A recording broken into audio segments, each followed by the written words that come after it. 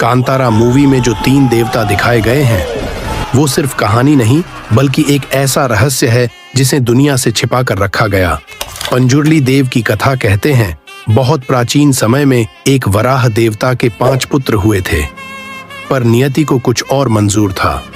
उनमें से एक नवजात पीछे छूट गया, अकेला, भूखा, प्यासा और मौत के करीब पहुंच गया। तभी माता पार्वती वहां से गुजरी। उन्होंने उस तड़पते हुए बच्चे को देखा और उनके मातृत्व ने करवट ली। वो बच्चे को उठाकर कैलाश पर्वत ले आईं और उसे अपने पुत्र की तरह पालने लगी। सालों बीत गए, पर वह बालक बड़ा होकर एक भयानक वराह बन गया, जिसके दांत पहाड़ जैसे और शक्ति अग्नि जैसी थी। पर उसी शक्ति ने उसे पीड़ा भी दी। उसके शरीर में भयंकर खुजलाहट रहती और वह उसे मिटाने के लिए धरती की फसलें रौंदने लगा। फसलें नष्ट हो गईं, लोग भूख से तड़पने लगे और संसार रोने लगा। तब भगवान शिव ने यह सब देखा और सृष्टि के कल्याण के लिए उस वराह का वध का निश्चय किया। लेकिन जब माता पार्वती ने सुना कि उनके पुत्र का वध होने वाला है, तो वे शिव के चरणों में गिर पड़ीं। प्रभु, उसका वध मत कीजिए। शिव ने माता की प्रार्थना स्वीकार की। उन्होंने वराह का वध तो नहीं किया, पर कहा, अब तू कैलाश नहीं लौट सकेगा। धरती पर रह और मानवों व उनकी फसलों की रक्षा कर। और तब से वह वराह पंजुर्ली देव कहलाए, धरती की रक्षा करने वाले दैवीय रक्षक। अब आती है कथा गुलिक देव की। एक बार भगवान शिव के गण एक यज्ञ कर रहे थे।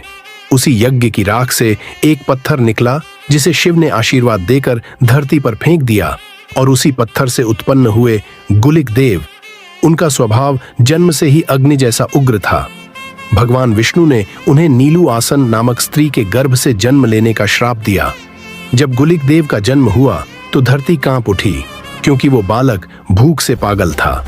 वह जो भी देखता खा जाता, यहाँ तक कि घोड़े और हाथियों का खून भी पी जाता था।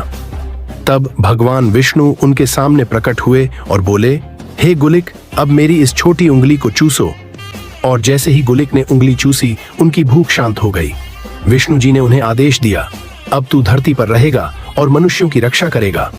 तभी से गुलिक देव धरती के रक्षक देवता बन गए। समय बीतने के साथ दोनों की शक्तियां इतनी बढ़ गईं कि उनके बीच अहंकार की अग्नि जल उठी। एक दिन भयानक युद्ध हुआ।